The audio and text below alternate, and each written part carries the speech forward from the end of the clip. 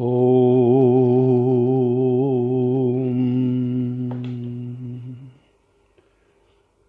गुरुर्ब्रह्मा गुरुर्विष्णु गुरुर्देवो महेश्वरा गुरु साक्षात् परब्रह्म तस्मै श्री गुरुवे नमः।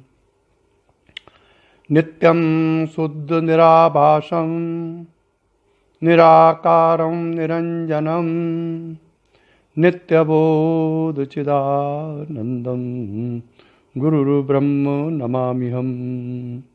यस्य पाद प्रभाद्यस्ता प्रपंचो भाति वासुराय तमहं सद्गुरु वंदे पूर्णानंद चिदात्मकम्।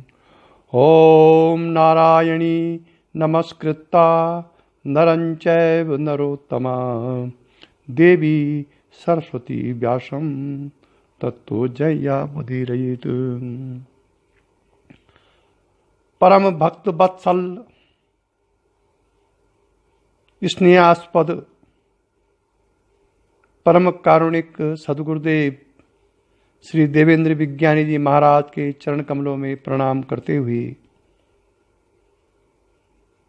इस परंपरा के सभी साधकों की आध्यात्मिक उन्नति की प्रार्थना श्री चरणों में करते हुए योग तारावली के 11वें श्लोक से प्रवचन प्रारंभ किया जा रहा है। श्लोक 10 तक प्रवचन कल हो गए थे। इस संबंध में बहुत से लोगों के मैसेज और फ़ोन मुझे आए हैं और उनको ये योग तारावली का जो प्रथम मैसेज कल हुआ उसमें कई लोगों को इस प्रकार के अनुभव हैं। ऐसे लोगों का मुझे फ़ोन आया है, 2-3 लोगों का, और श्री विनय वर्मा जी की USA का वॉइस मैसेज आया है।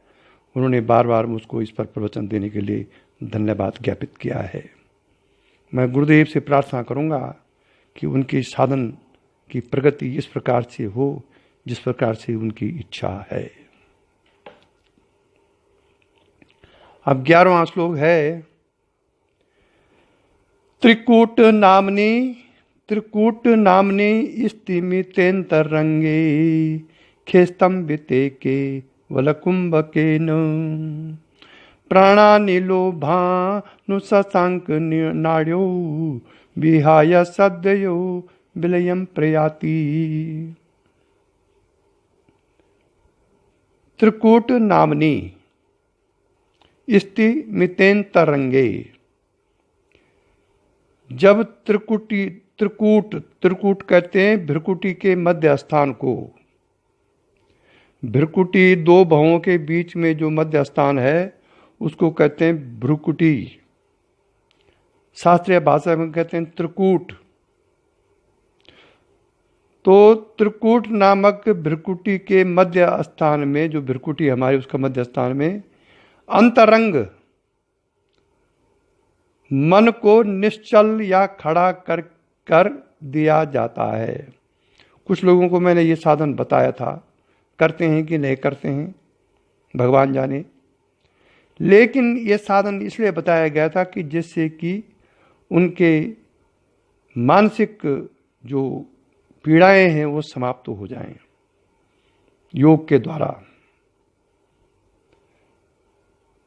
तो जब त्रिकूट में मतलब भ्रकुटी के मध्य स्थान में अंतरंग मन को, अंदर से मन को निश्चल करके खड़ा कर दिया जाता है, तथा जब केवल कुंभक से मन को, खा मतलब अर्थात आत्मा, खा माने आत्मा होता है, खेस्तंबिते के वल कुंभकेन, जब मन को आत्मा में स्तंभित कर दिया जाता है। अब प्रश्न यहाँ पर यह उठता है कि जब आत्मा का साक्षात्कार है ही नहीं तो किस पर स्तंभित किया जाए। लिखने वाले ने तो लिख दिया कि जब केवल कुंभक से मन को आत्मा में स्तंभित किया जाता है, पर आत्मा का तो हमको पता है ही नहीं, तो कहाँ स्तंभित करेंगे। यह प्रश्न यहां पर उठता है। आत्मा का यहां पर अर्थ है शून्य। शास्त्रों के रहस्य को समझिए। शून्य भी आत्मा का ही रूप है। या तो वो शून्य है या फिर वो पूर्ण है, दोनों है वो। जैसी हमारी अभ्यास, जिस प्रकार से हमारा अभ्यास होगा उस प्रकार से वो शून्य पूर्णता में बदल जाएगा। तो केवल कुंभक से मन को शून्य में स्तंभित कर दिया जाता है, तब प्राणवायु पर उसका ऐसा प्रभाव पड़ता है कि वह प्राणवायु दक्षिण और वाम नासिका में रहने वाली पिंगला और ईड़ा नाम की सूर्य और चंद्र नाड़ियों को त्याग कर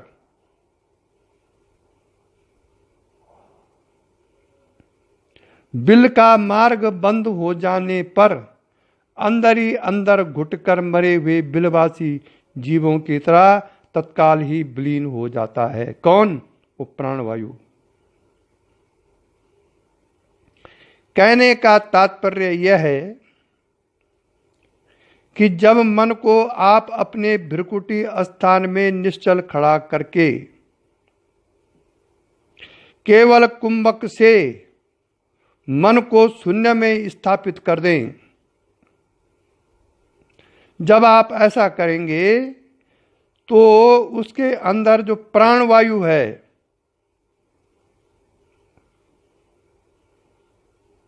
वो प्राणवायु दक्षिण और वाम नासिका में रहने वाले जो पिंगला और ईड़ा नाम की नाड़ी है, दक्षिण में है पिंगला और वाम में है ईड़ा। पिंगला नाड़ी कहते हैं सूर्य नाड़ी को और ईड़ा नाड़ी को कहते हैं चंद्र नाड़ी को। ये शास्त्रीय भाषाएं हैं।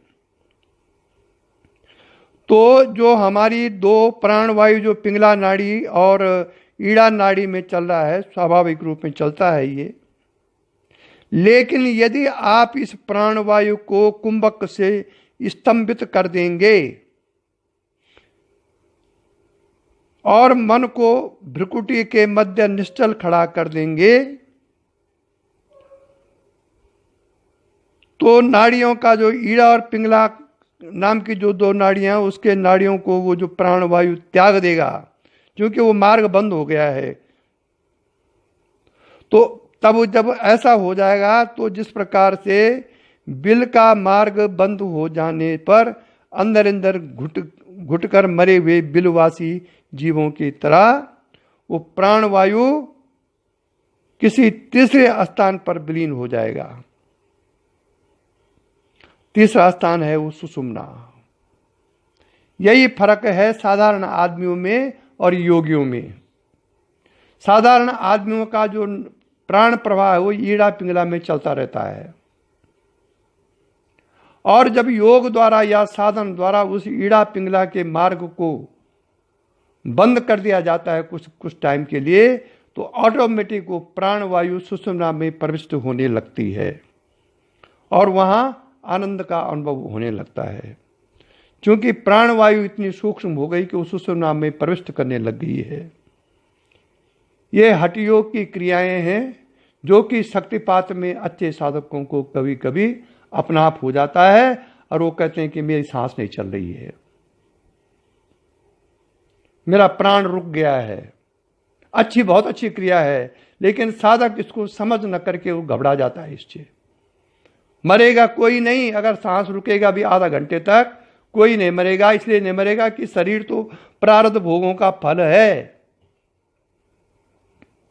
जब तक इस शरीर का प्रारब्ध भोग के अनुसार जहां तक इसको चलना होगा, 80 साल, 70 साल, 85 साल, 95 साल, जहां तक इसका भोग होगा, भगवान ये भी यदि चाहे कि उसको पहले ले जाए, नहीं ले जा सकता है वो, क्योंकि ये शरीर कर्माधीन है। अविद्या तो विद्या से समाप्त हो जाती है, लेकिन यह शरीर अविद्या, अज्ञान और कर्म से बना हुआ है। ये तब तक नहीं जा सकता जब तक इसका कर्म पूरा नहीं हुआ इस जन्म का। और उसके बाद यदि आत्मज्ञानी आत्मदृष्टि से आप शरीर को रखना चाहते हैं, किसी कारणवश आपका साधन पूरा नहीं हुआ, आपकी इच्छा है कि मैं अच्युत हो जाऊं इसी जन्म में। अच्युत का मतलब उस परमात्मा अवस्था से एक क्षण के लिए भी च्युत न होना। इसीलिए भगवान श्री कृष्ण का नाम था अच्युत। अच्युतम केशवम राम नारायणम। ये भजन क्यों है? अच्युत मने उस स्थिति से एक सेकंड के लिए च्युत न होना, उसको कहते हैं अच्युत। यदि आप अच्युत होना चाहते हैं इसी जन्म में और आप आत्म साक्षात्कारी पुरुष हैं, तो आप अपनी शरीर की आयु बढ़ा सकते हैं। ऐसे मेरे श्री गुरुदेव देवेंद्र विज्ञानी जी महाराज का कहना है।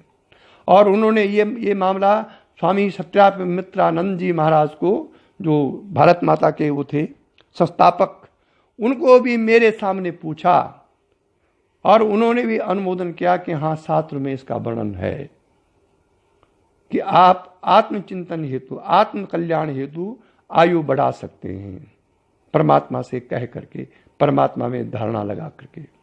और इसका उदाहरण है, ये बेप्रसंग हो जाएगा, गुरुजी ने 2 बार अपनी आयु वृद्धि की, 2001 में और 2006 में।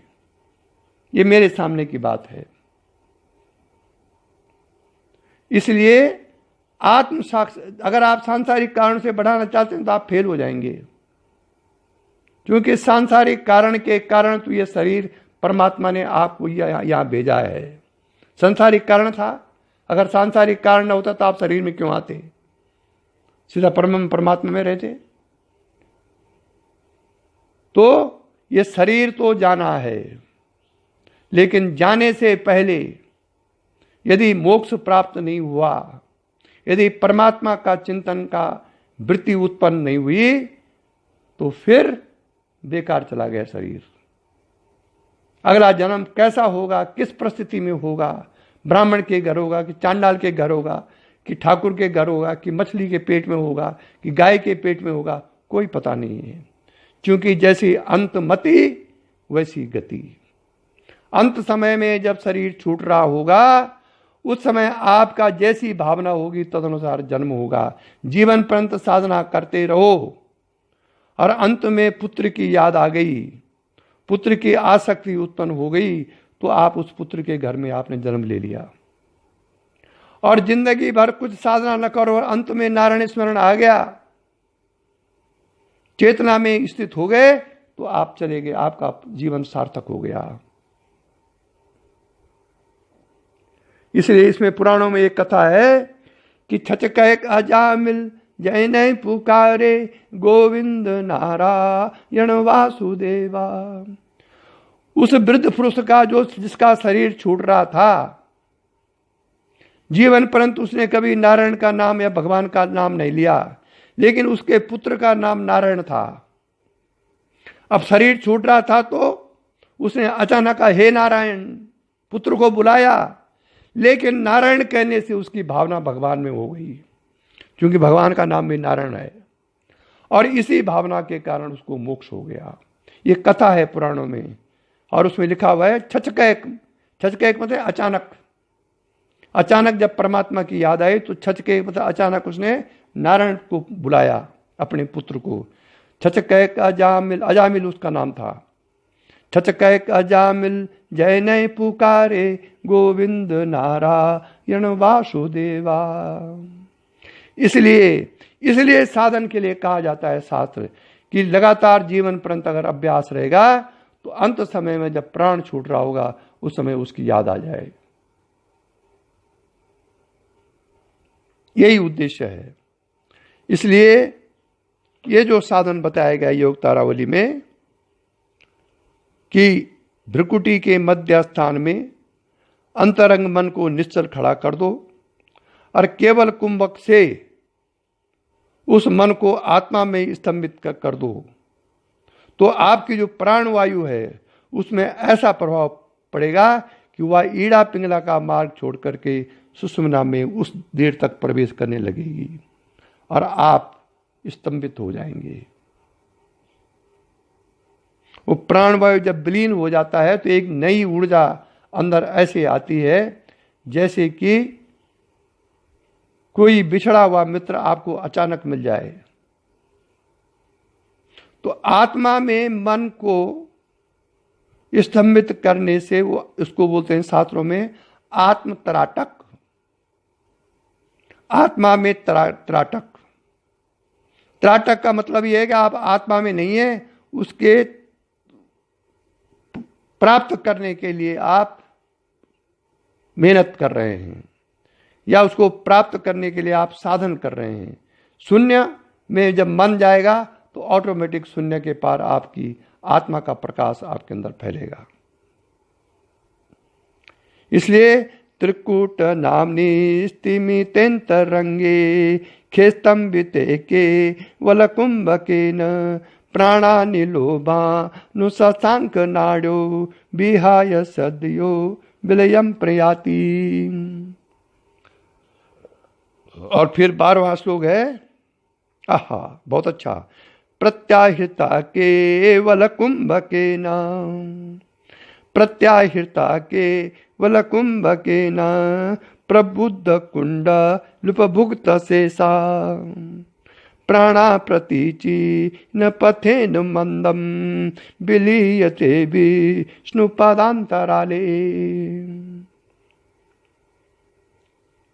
प्रत्याहृता केवल कुंभकेन,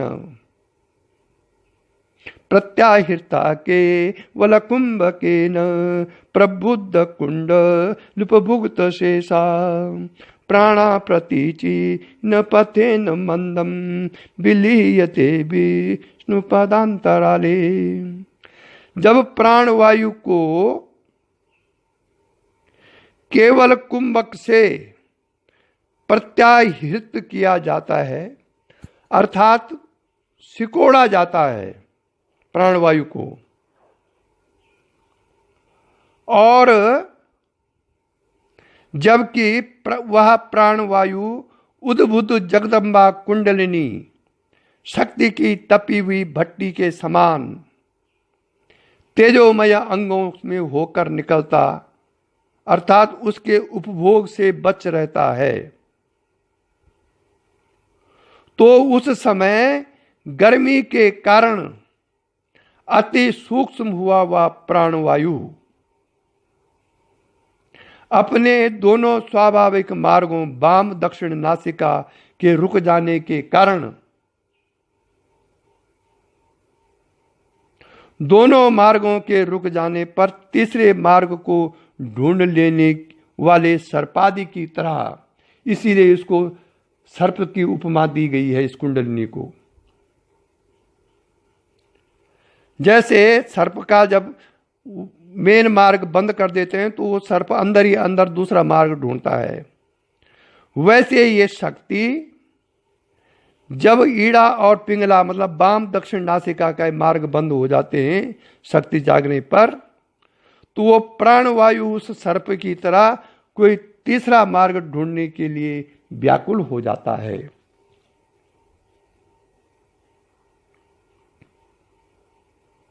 और जब वो प्राणवायु व्याकुल हो जाता है तो इतने में ही ऑटोमेटिकली अंदर से, यही तो शक्ति जागरण का वो प्रभाव है, इतने ही में उसे एक सुषुम्ना नामक सूक्ष्म मार्ग दिखाई दे जाता है।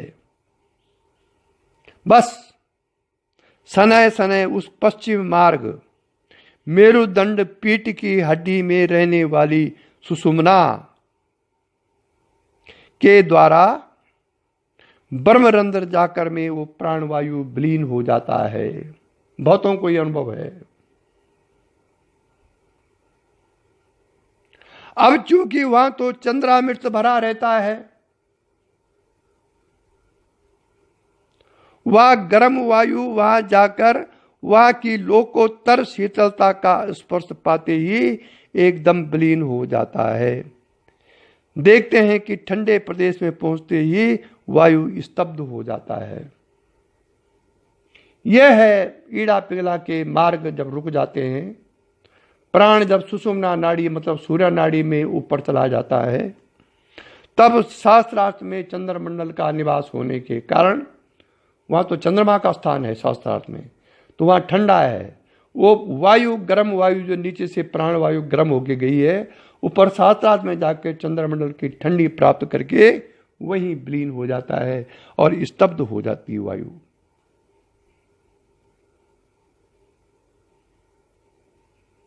आप व्यवहार में भी देखिए, जब गर्म स्थान से वायु कहीं ठंडे स्थान में जाएगी तो वह स्तब्ध हो जाएगी वायु।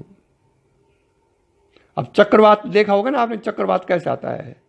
जब पहाड़ियों से वो ठंडी वायु उस जगह, गर्मी की जगह आती, चारों तरफ पहाड़ियों के बीच में, तो चक्रवात फैलता है, बड़ी तेजी से वायु घूमती है।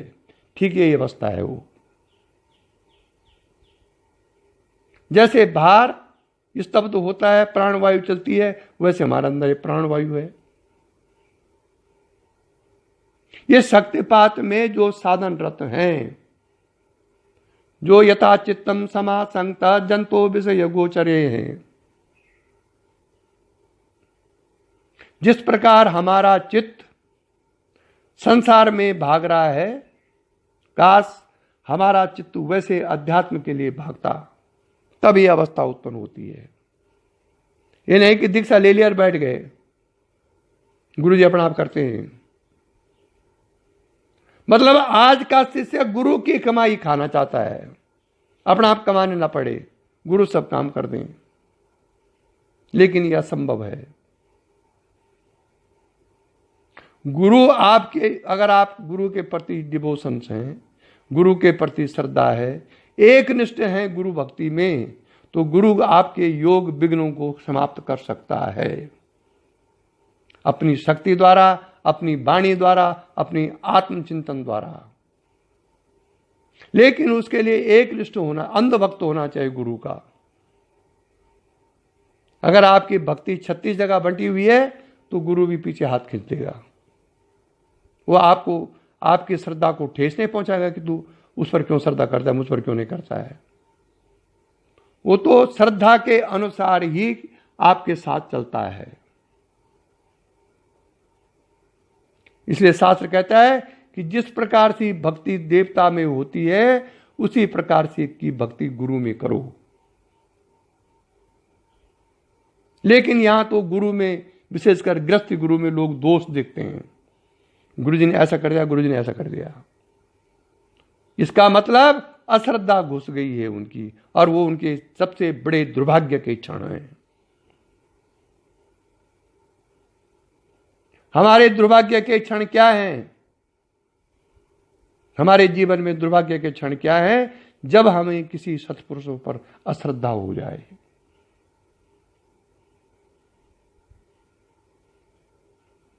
और विशेषकर शक्तिपात गुरु से दीक्षा लेकर के उसको फिर उपेक्षित करना, ये तो महान पाप है।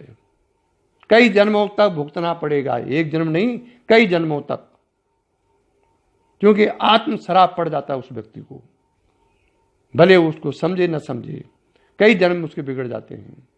अगर वो गुरु वास्तव में गुरु है तो सांसारिक भावापन गुरु नहीं है, शर्त ये भी है।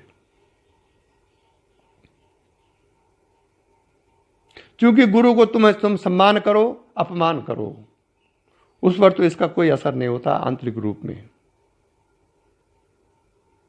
लेकिन गुरु के जो प्रशंसक हैं,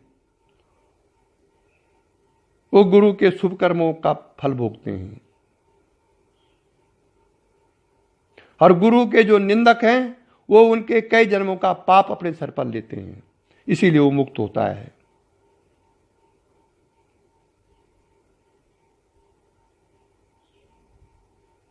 पुण्य कर्मों को गुरु के ले जाता है वो, जो गुरु का अंधभक्त है। दुनिया जाए एक तरफ, लेकिन मेरा गुरु, ऐसी भावना जिसके अंदर है, उसी को इस प्रकार का साधन प्राप्त होता है।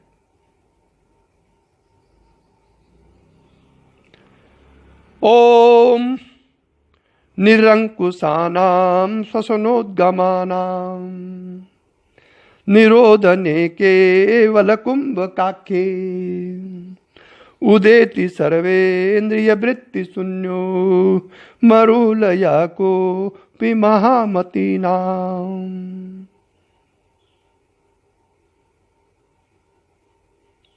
जबकि इन निरंकुश श्वास गतियों को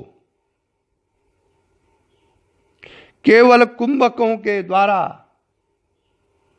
रोका जाता है। यह श्वास गति जो हमारी चल रही है उसको कुंभकों द्वारा रोकने का आप प्रयास करो। वैसे भी व्यवहार में कुंभक लगाओ और प्राण को रोक दो अंदर।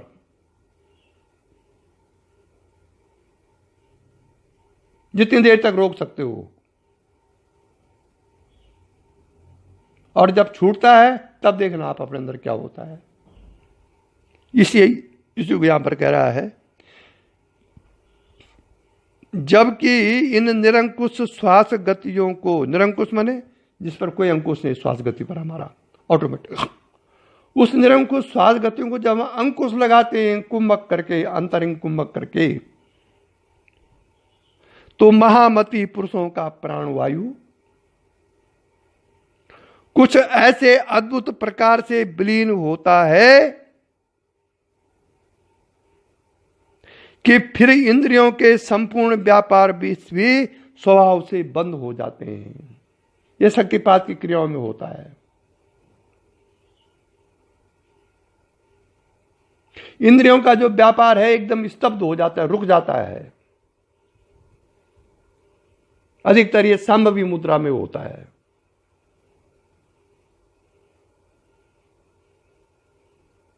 और इंद्रियों का व्यापार यदि 1 मिनट के लिए भी रुक गया, 1 मिनट कह रहा हूं मैं, तो आपको एक नया संचार उत्पन्न आत्मा का हो जाएगा। क्योंकि इंद्रियों के कारण हम आत्मा को नहीं जान रहे हैं।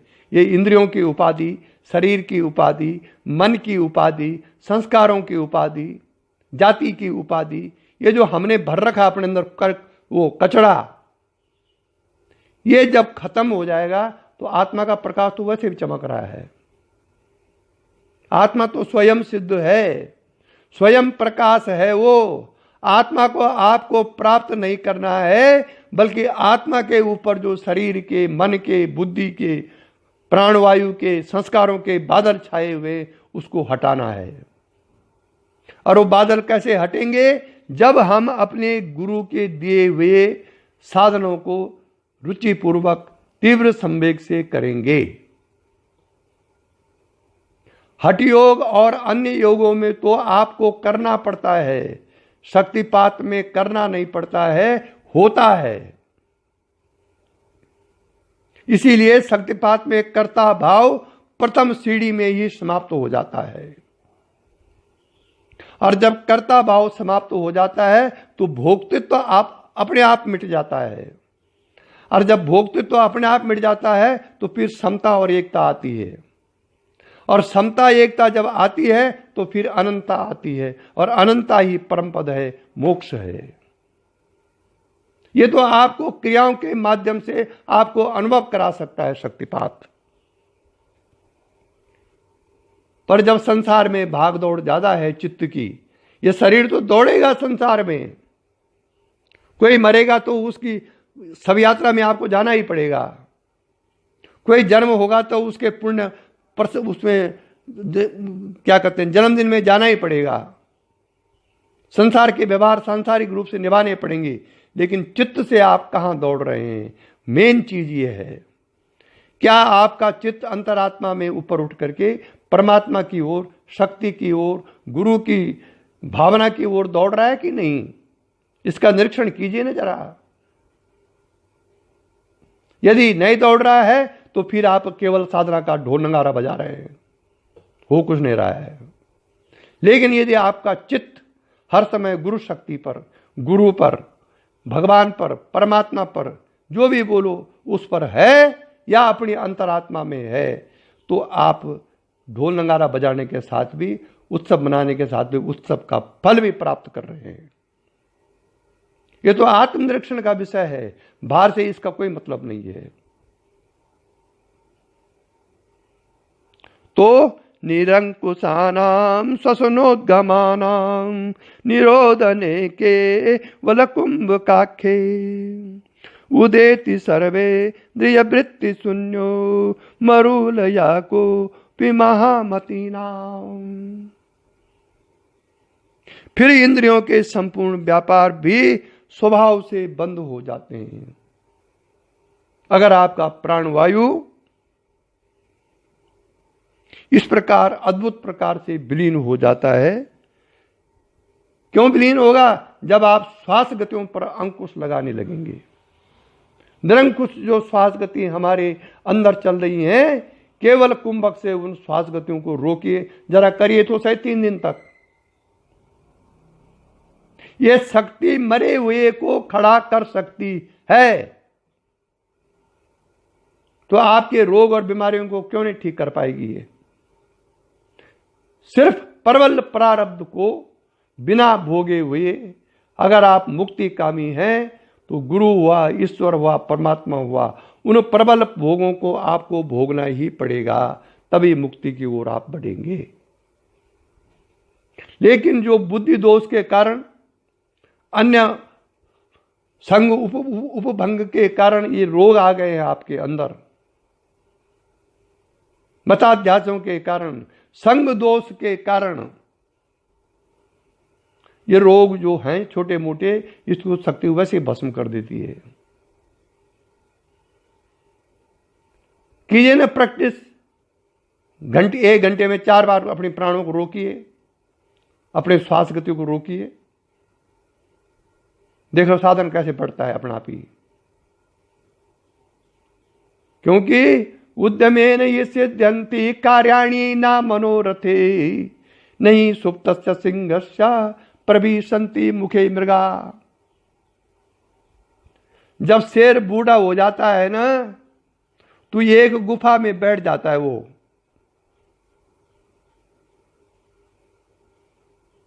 शिकार वो मार नहीं सकता है, जंगल में वो भाग दौड़ सकता नहीं है, तो मृग अपने आप थोड़ी जाएगा उसके मुंह के अंदर। अगर वो उद्यम परिश्रम नहीं करता है तो मृग अपना आप उसके मुंह के अंदर नहीं जाएगा। शिकार तो वही मारेगा जो जंगल में घूमेगा, शेर। इसलिए कहा उद्यमे नहीं सिद्धंती कार्याणि न मनोरथे। परिश्रम से कार्य की सिद्धि होती है, न कि केवल मनोरथ से। मन में कर जा तुम मुझे तो मोक्ष प्राप्त करना है, और परिश्रम कुछ कर ही नहीं रहे हैं, तो मोक्ष कहां से मिलेगा? इसलिए उद्यमेन न सिद्धंति कार्याणि न मनोरथे नहीं सुप्तस्य सिंहस्य प्रविशन्ति मुखे मृगा। जिस प्रकार से सोए हुए सिंह के मुंह में मृग अपने आप प्रवेश नहीं करता है, उसी प्रकार से केवल मनोरथ करने से मोक्ष नहीं मिलेगा, बल्कि मेहनत करने से मोक्ष मिलेगा, स्वाध्याय करने से मोक्ष मिलेगा, साधन करने से मोक्ष मिलेगा, आत्मचिंतन करने से मोक्ष मिलेगा। केवल मन में धारणा बना दो कि मैं मोक्ष प्राप्त करूंगा और करो कुछ नहीं, तो स्वप्न है फिर।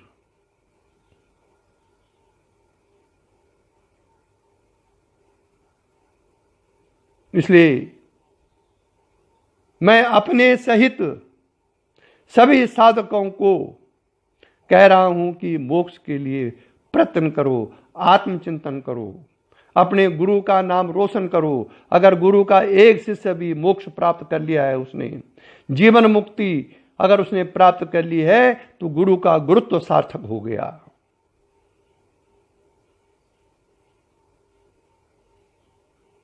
ओम। अब फिर आगे कहते हैं, जब आपका प्राणवायु इस प्रकार से विलीन हो जाएगा और इंद्रियों के व्यापार स्वभावतः रुक जाएंगे, तब क्या होगा? न दृष्टि लक्षाणि न चित्त बंधो, नारायण बोलना पड़ेगा। न दृष्टि लक्षाणि न चित्त बंधो न देश कालो न च वायुरोधा न धारणा ध्यान परिश्रमो वाय समेध माने सतिराज योगे। अब इससे पूर्व जो कुछ वर्णन किया गया है वो हठ योग के अंतर्गत आता है, और शक्तिपात में वो हठ योग की क्रियाएं स्वाभाविक रूप में होती हैं। अपने आप होती हैं। उसमें हठ योग में तो करते हैं, शक्तिपात में होता है। अब यह श्लोक आ गया, जब यह हठ योग की अवस्थाएं पूरी हो गई तब आपको फिर राजयोग उत्पन्न होगा।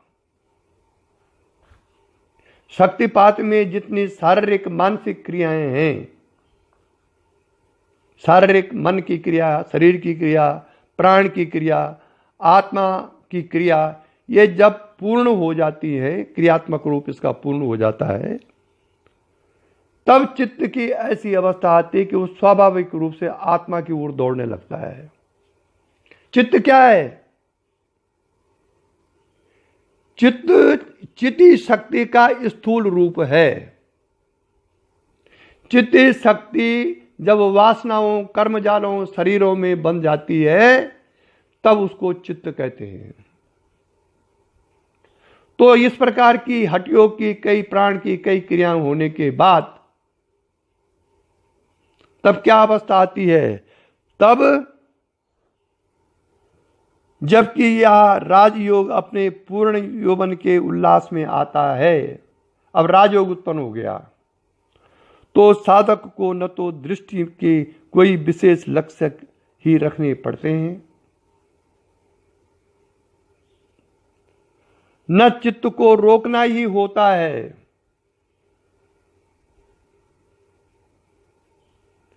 न देश काल की अनुकूलता ही मिलानी पड़ती है कि यहां एकांत है, यहां पर साधना बैठूं, वहां एकांत नहीं, वहां साधना नहीं बैठ सकता। यह सब खत्म हो जाता है।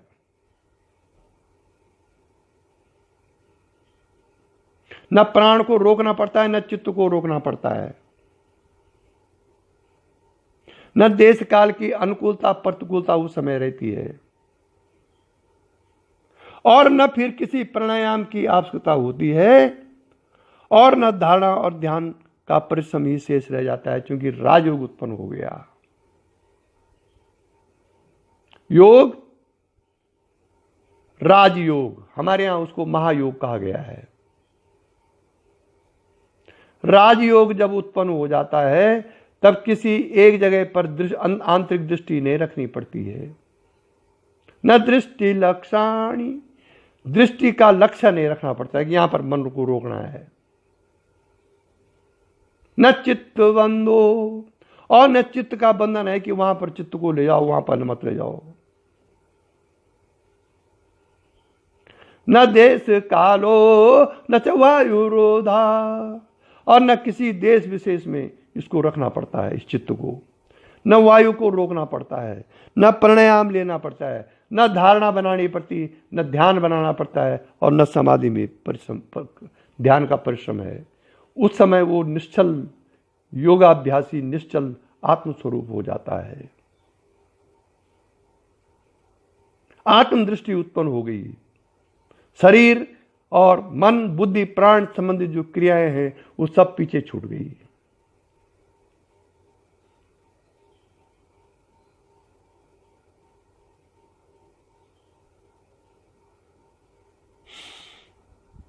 इसलिए ये परिश्रम समाप्त हो जाते हैं फिर कि धारणा बनाओ, ध्यान करो, प्राण रोको, चित्त रोको, सीधे बैठो, टोकरे बैठो, ये जो चीजें हैं सब खत्म हो जाती हैं, फिर राजयोग में स्थित हो जाता है। अब फिर आगे 15वां श्लोक, अशेष दृश्यो जिंत दृग मायाना अवस्थिताता मिहराज योगे। और फिर क्या अवस्था आती है? न जागरोपी न जागरो ना पिशुशुभति भावा न जीवितम नो मरणम विचित्रम। इसके बाद कौन सी अवस्था? अब ये अवस्था का वर्णन हो रहा है। ये जो साधक हैं ये अपनी अवस्थाओं का ध्यान रखें, वो किस अवस्था में इस समय हैं। अशेष दृश्यो जिंत दृग मयानाम अवस्थिताता न मिहराज योगे न जागरो न पिशुशुभति भावो न जीवितम नो मरणम विचित्रम।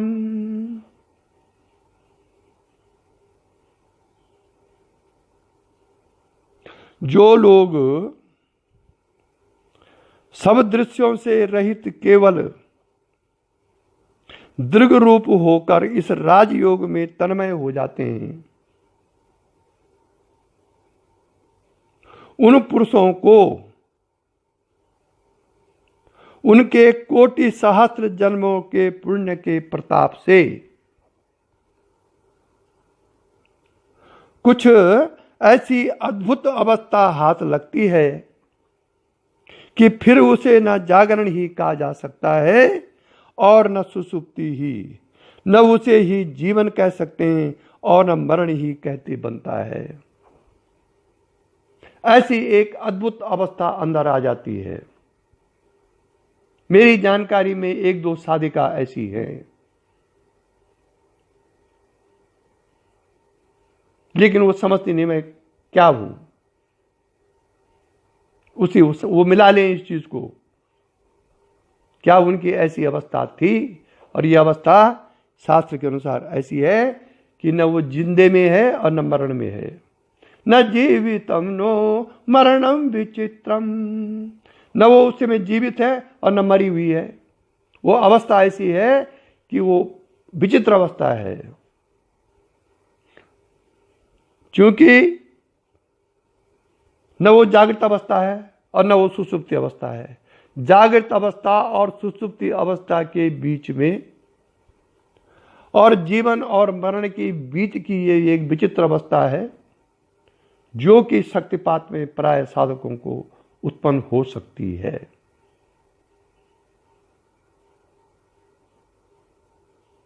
वह साधक विषयों को नहीं देखता, इसीलिए उसे जागरण नहीं कह सकते हैं।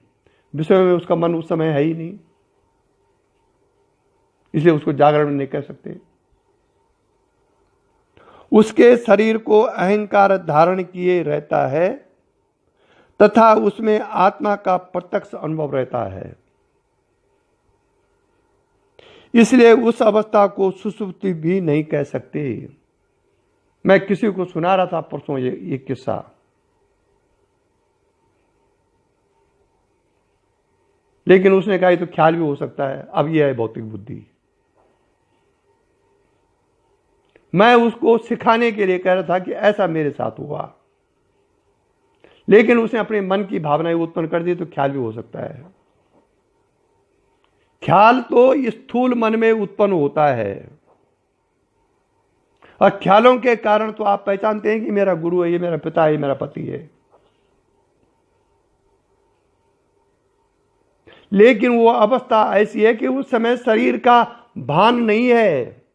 स्थूल शरीर आप छोड़ चुके हैं, और जब आप जहां आप गए थे सूक्ष्म शरीर से, वहां से जब लौटते हैं आप आधा घंटे या 1 घंटे बाद, तो फिर शरीर का भान होता है। फिर तो या आप जग जाते हैं या फिर सो जाते हैं। ये ऐसी विचित्र अवस्था है बीच की, जिसको कोई सूक्ष्म बुद्धि वाला ही जान सकता है। इसलिए जब तक साधन के प्रताप से आध्यात्मिक बुद्धि प्रकट नहीं हुई, तब तक परमात्मा यदि आपके सामने खड़ा भी हो जाए, आप नहीं पहचान पाएंगे। इसलिए अच्छे साधन का जो अहंकार है, वो साधन श्री को हर लेता है, और कईयों को फिर मिसगाइड करता है, क्योंकि अहंकार के कारण वो ये समझता है कि मैं क्या बोल रहा हूं। इसलिए अशेष दृश्यो जिंत दृग्मयानाम अवस्थिताता न मिहराज योगे न जागरो न सुसुप्ति भाव न जीवितम नो मरणम विचित्रम।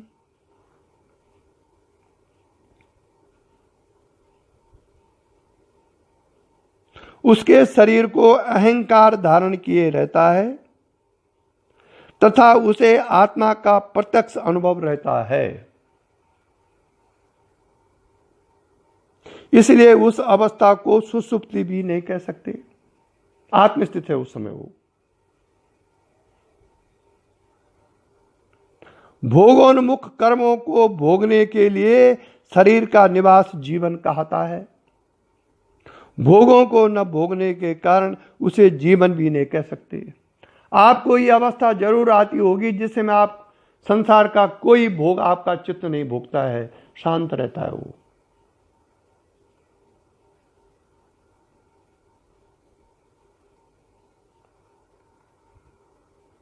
इसलिए उसको जीवन भी नहीं कह सकते, क्योंकि भोगों को भोग ही नहीं रहा वो।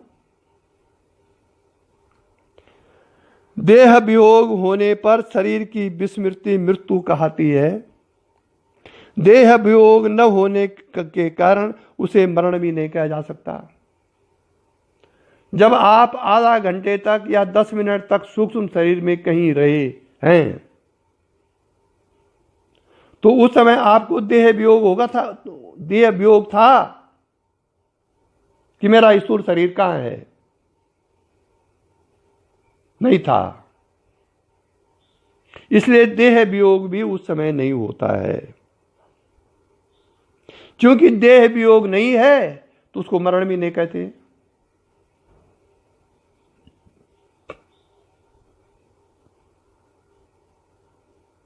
इस प्रकार की जो अद्भुत अवस्था है जागृत स्वप्न के बीच की, मरण और जीवन के बीच की, यह अद्भुत अवस्था का पूरा वर्णन तो नहीं किया जा सकता है। उसको वही जाने जीव देव जनाई, वही जान सकता उस अवस्था को जिसको परमात्मा उसको वो अवस्था देता है।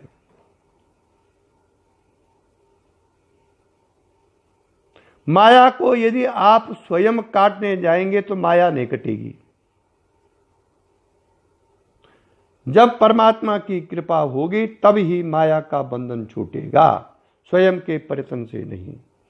स्वयं के प्रयत्न से तो आप आत्मचिंतन कीजिए, परमात्मा का अनुग्रह ग्रहण कीजिए। और जब ऐसा हो जाएगा तब क्या होगा आगे? अहम मत्वाद्य पाहाय सर्वम श्रीराज योगे स्थिर मानसानाम न दृश्यता नास्ति च दृश्य भावाय साजिम्बते के वल संविदेगा।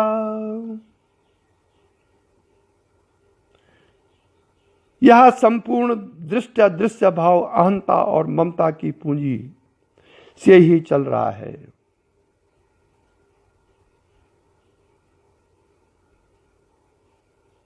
जबकि कोई अधिकारी इन सब अहंता और ममता आदि को छोड़कर राजयोग के साधन में दृढ़ निश्चय से तत्पर हो जाता है तो यह दृष्टि दृश्य भाव स्वयं ही बंद हो जाता है।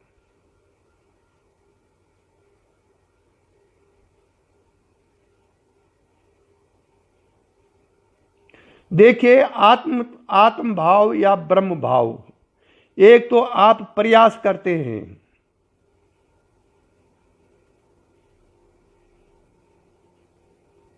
और एक बिना प्रयास जब हो जाता है तो यही शक्ति परमात्मा की कृपा है।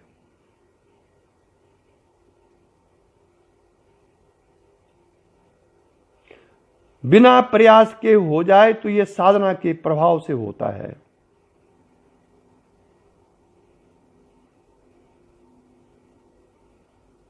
अभी उड़ीसा से एक साधिका का फोन आया था मुझको सुबह कि उसको सोते समय भी वो भाव आते हैं, गहन निंद्रा में भी उसको चलता है।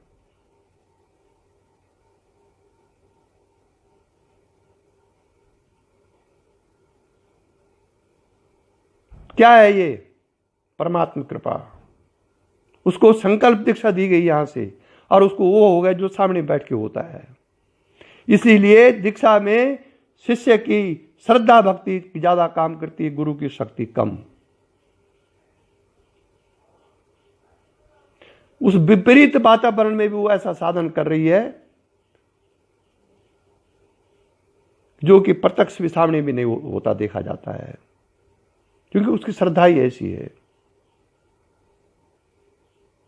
तो कह रही सोते हुए भी मुझको वो भाव उत्पन्न होते हैं साधना के।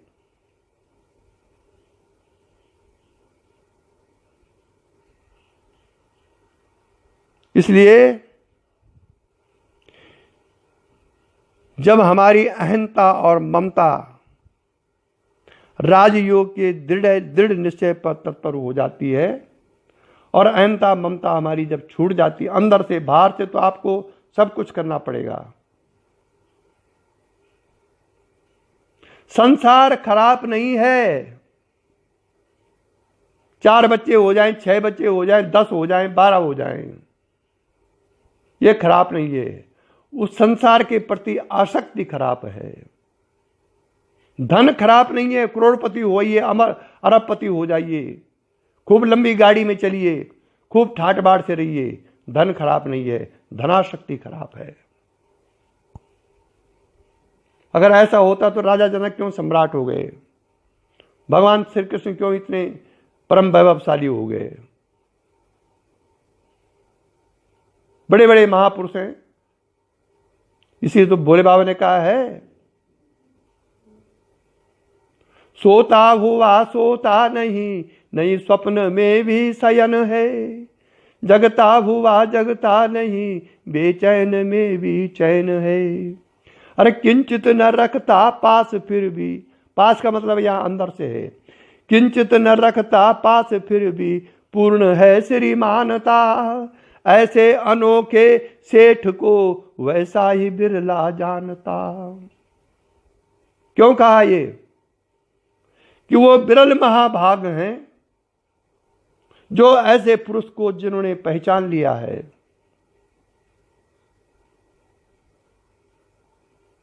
ऐसा पुरुष संसारियों को संसारी दिखाई देता है, आध्यात्म प्रेमियों को आध्यात्म दिखाई देगा, जाति वाले को उसकी जाति दिखाई देगी, थाती वाले को उसकी थाती दिखाई देगी, कृपण को उसका धन दिखाई देगा, राग द्वेष करने वाले को शत्रु दिखाई देगा। अनेक रूप उस महापुरुष के होते हैं। जो जैसा बर्तन लाएगा वैसे ही उस महापुरुष से भर के ले जाएगा। और जब ये हो जाता भाई साहब, दृष्टि और दृश्य भाव स्वयं में बंद हो जाते हैं, तब केवल संबित नाम का जो आत्म तत्व है वो जगमगा उठता है।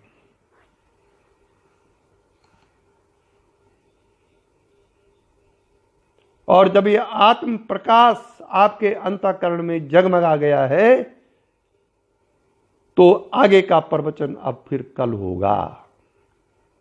इसी के साथ आज का प्रवचन समाप्त हुआ। यही दिव्य दृष्टि हमें दीजे भगवन, हो कण कण में निस दिन तुम्हारे ही दर्शन। तेरी शुभ सत्ता बिना हे प्रभु मंगल मूल, पत्ता तक हिलता नहीं, खिलता नहीं है फूल। रोम रोम में तुम रमे, फिर क्या रहा बिछो, लेकिन तुम मिलते नहीं, एक ऐसा संयोग। ओम असतो मा सद्गमया, तमसो मा ज्योतिर्गमया, मृत्योर्मा अमृतं गमया। ओम शांति शांति शांति।